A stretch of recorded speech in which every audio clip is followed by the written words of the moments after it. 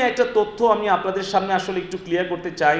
আমাকে গত 2 দিন ধরে অনেক সাংবাদিক বন্ধুগণ জিজ্ঞেস করছেন, সময় টেলিভিশনে শুভ ভাই আমার পরশুদিন ইন্টারভিউ করেছেন, সেটি প্রচারও হয়েছে, তারপরেও ধোঁয়াশা কাটছে না। কারণ এমন একটা বিষয় যেটা আমাদের বৈদেশিক মুদ্রা আহরণ এবং অর্জনের একটা বড় সোর্স হচ্ছে আমাদের আইটি ইন্ডিভিজুয়াল ফ্রিল্যান্সার্স, যারা প্রায় 6.5 লক্ষ, তারা প্রায় $1.5 বিলিয়ন আয় করছে।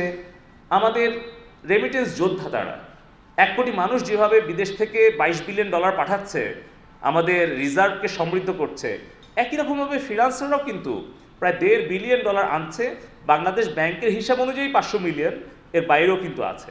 কিন্তু এমন একটা ইস্যু হঠাৎ করে দাঁড় করানো হয়েছে, আমি এটা নিয়ে অফিসিয়ালি আমি আপনাদেরকে দায়িত্ব নিয়ে বলছি, আমি বাংলাদেশ ব্যাংকের গভর্নরের সাথে পার্সোনালি কথা বলেছি, তারপরে আমি এনবিআর এর চেয়ারম্যানের সাথে পার্সোনালি কথা বলেছি, তারপর দায়িত্ব নিয়ে কিন্তু আমি বলেছি যে আমাদের বাংলাদেশে ফ্রিল্যান্সারদের কোনো উৎসে কর দিতে হবে না। এই ধরনের একটা মিথ্যা প্রোপাগান্ডা নিয়ে, গুজব নিয়ে আমাদের দেশে 6.5 লক্ষ ফ্রিল্যান্সার সরকারের প্রতি তারা ক্ষুব্ধ হচ্ছে। আমাদেরকে ব্যক্তিগতভাবে সোশ্যাল মিডিয়াতে অনেকেই প্রশ্ন করছেন, সমালোচনা করছেন।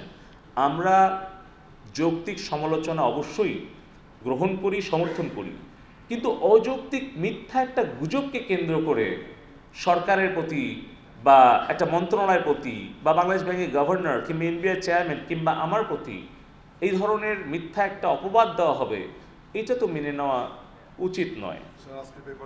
সেই কারণেই আমি বলছি, আমি দেখছি শুধু পেপারে না, শীর্ষস্থানীয় অনেকগুলো দৈনিক, শীর্ষস্থানীয় অনেকগুলো প্রভাবশালী বাংলা ইংরেজি পত্রিকা, তারা একদম অফিসিয়ালি তারা প্রচার করছে এগুলো, যেটার কোনো ন্যূনতম সত্যতা নাই। তো আমি আবারও সাংবাদিক বন্ধুদেরকে বলবো যে দয়া করে আপনারা এই ধরনের বিষয়গুলোকে আপনারা একটু ব্যাখ্যা বিশ্লেষণ করে আমাদের তরুণ প্রজন্মের যে স্মার্ট কর্মসংস্থানের একটা সুযোগ, যে আইটি ফ্রিল্যান্সিং, যেখানে সরকার প্রশিক্ষণ দিচ্ছে, সরকার তাদেরকে ফ্রিল্যান্সারদেরকে এন্টারপ্রেনিউর বানানোর জন্য ওয়ার্কিং স্পেস দিচ্ছে, আমরা গ্রান্ট দিচ্ছি, স্টার্টআপ বাংলাদেশ লিমিটেড কোম্পানি থেকে আমরা ইকুইটি ইনভেস্ট করছি, সেখানে তো এটা আসলে আমি খুবই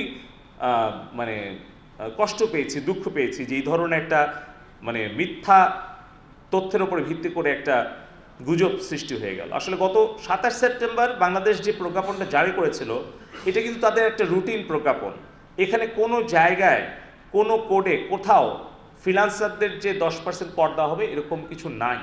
আমি নিজে কথা বলেছি, আয়কর আইনে স্পষ্ট করে লেখা আছে যে ফ্রিল্যান্সারদের কোনো ট্যাক্স দিতে হবে না, কারণ তারা তো ট্যাক্সের আওতার বাইরে, এবং পাশাপাশি তারা বিদেশ থেকে যারা আয় করছে তারা 4% ক্যাশ ইনসেন্টিভ পাচ্ছে। এখানে অনেক ব্যাংক আছে, সেই ব্যাংকের মাধ্যমে কিন্তু তারা পাচ্ছে।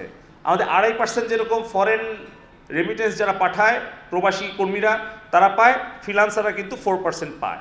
তাই এই ধরনের আমার মনে হয় প্রচারের একটাই উদ্দেশ্য হতে পারে যে আমাদের দেশকে আরেকটু ক্ষতি করা, যাতে দেশে লিগ্যাল চ্যানেলে টাকাটা কম আসে।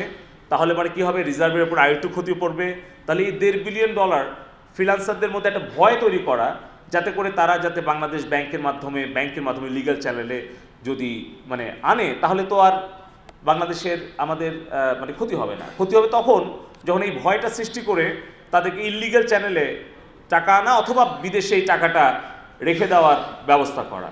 তো যেই চক্র এটা করুক, তাদের বিরুদ্ধে আমরা এইটুকু স্পষ্ট বার্তা দিতে চাই যে আমরা আমাদের আইসিটি সেক্টরে যেই ডেভেলপমেন্টগুলো আমরা করেছি 1.5 বছরে এবং আগামী 18 বছরে যে পরিকল্পনাগুলো করেছি সেটা আমরা একসাথে করতে চাই।